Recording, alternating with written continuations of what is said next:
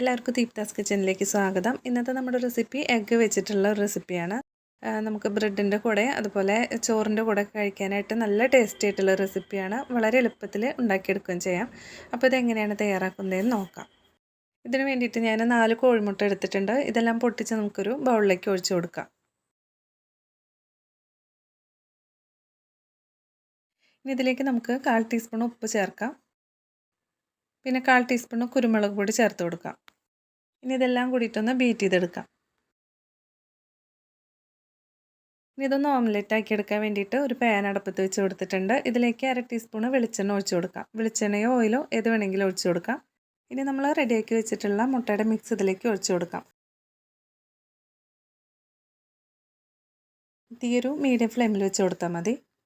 ഇതിൻ്റെ അടിവശം ഒന്ന് വെന്ത് കഴിഞ്ഞാൽ ഇതുപോലെ ഒന്ന് കട്ട് ചെയ്ത് കൊടുക്കാം. ഇനി ഓംലെറ്റ് പൊട്ടാതെ നമുക്ക് ഒന്നാകെ മറിച്ചിടാൻ പറ്റുമെങ്കിൽ അങ്ങനെ ചെയ്തിട്ട് കട്ട് ചെയ്ത് കൊടുത്താലും മതി. ഇനി ഇതിൻ്റെ മറ്റേ സൈഡ് കൂടി ഒന്ന് വേവിച്ചെടുക്കാം. 2 സൈഡും നന്നായിട്ടായതിന് ശേഷം നമുക്കിത് വേറൊരു പാത്രത്തിലേക്ക് മാറ്റാം. ഓംലെറ്റൊക്കെ ഒരു പ്ലേറ്റിലേക്ക് മാറ്റി വെച്ചിട്ടുണ്ട്. ഇനി ഒരു പാനിലേക്ക് 2 ടേബിൾ സ്പൂൺ ഓയിൽ ഒഴിച്ചു കൊടുക്കാം. 3 മീഡിയം സൈസിലുള്ള സബോള ഒന്ന് കട്ട് ചെയ്തെടുത്തിട്ടുള്ളതാണ്. നല്ല ചെറുതായിട്ട് തന്നെ കട്ട് ചെയ്തെടുക്കണം. ഇനി ഇതിലേക്ക് ചേർത്ത് കൊടുക്കാം. ഇതിലേക്ക് 1/2 ടീസ്പൂൺ ഉപ്പ് ഞാൻ ചേർത്ത് കൊടുത്തിട്ടുണ്ട്. ഇനി സബോള നന്നായിട്ടൊന്ന് വഴറ്റിയെടുക്കാം. ഉപ്പ് ചേർത്തുകൊണ്ട് പെട്ടെന്ന് തന്നെ വഴന്ന് കിട്ടും. സബോള ഇപ്പോൾ നല്ലൊരു ഗോൾഡൻ കളറിൽ വന്നിട്ടുണ്ട്. ഈ ഒരു സമയത്ത് ഇതിലേക്ക് 1/2 ടീസ്പൂൺ ഇഞ്ചി ചതച്ചതും 1/2 ടീസ്പൂൺ വെളുത്തുള്ളി ചതച്ചതും കൂടി ചേർത്ത് കൊടുക്കാം. ഇഞ്ചിയുടെയും വെളുത്തുള്ളിയുടെയൊക്കെ പച്ചമണം നന്നായിട്ട് മാറിപ്പോണം. പിന്നെ ഇതിലേക്ക് ഒരു പച്ചമുളക് കട്ട് ചെയ്തത് ചേർത്ത് കൊടുക്കുന്നുണ്ട്. നിങ്ങൾ പച്ചമുളക് എരിവിനനുസരിച്ചിട്ട് ചേർത്ത് കൊടുത്താൽ മതി. ഇഞ്ചിയും വെളുത്തുള്ളിയൊക്കെ നന്നായിട്ട് മൂത്ത് വന്നതിന് ശേഷം ഇതിലേക്ക് പൊടികളൊക്കെ ചേർത്ത് കൊടുക്കാം. 1/4 ടീസ്പൂൺ മഞ്ഞൾപ്പൊടി ചേർക്കാം.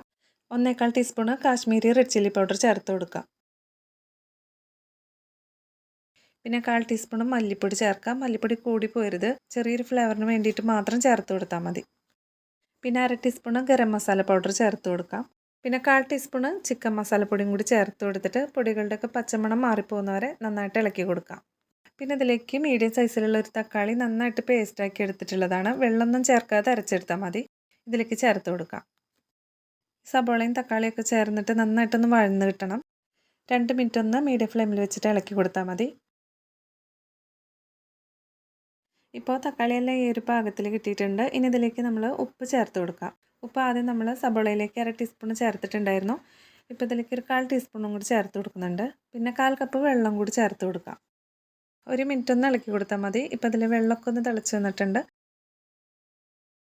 ഈ ഒരു സമയത്ത് നമ്മൾ മാറ്റി വെച്ചിട്ടുള്ള ഓംലെറ്റിൻ്റെ പീസുകൾ ഇതിലേക്ക് ചേർത്ത് കൊടുക്കാം. മസാലയൊക്കെ ഇതിൽ നന്നായിട്ട് പിടിക്കണം. ഈ കഷ്ണങ്ങളൊന്നും ഉടഞ്ഞു പോകാതെ നന്നായിട്ട് തന്നെ മിക്സ് ചെയ്ത് കൊടുക്കാം. ഇനി ഇതിലേക്ക് ഫ്ലേവറിന് വേണ്ടിയിട്ട് മല്ലിയില വേണമെങ്കിൽ ചേർത്ത് കൊടുക്കാം. അല്ലെങ്കിൽ കസൂരി മേത്തി ചേർത്ത് കൊടുത്താലും മതി. ഞാനിപ്പോൾ കസൂരി മേത്തിയാണ് ചേർത്ത് കൊടുക്കുന്നത്.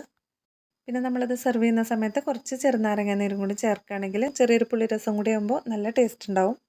ഇത്രയേ ഉള്ളൂ. നമ്മുടെ എഗ്ഗ് മസാല ഇവിടെ റെഡി ആയിട്ടുണ്ട്. ബ്രെഡിൻ്റെ കൂടെയും ചോറിൻ്റെ കൂടെയൊക്കെ കഴിക്കാനായിട്ട് നല്ല ടേസ്റ്റിയാണ്. അപ്പോൾ ഈ ഒരു റെസിപ്പി എല്ലാവരും ഒരു തവണയെങ്കിലും ഒന്ന് ട്രൈ ചെയ്ത് നോക്കണം. ഈ ഒരു വീഡിയോ ഇഷ്ടപ്പെടുകയാണെങ്കിൽ ലൈക്ക് ചെയ്യാനും സബ്സ്ക്രൈബ് ചെയ്യാനും മറക്കരുത്. വീണ്ടും അടുത്തൊരു വീഡിയോ ആയിട്ട് കാണാം.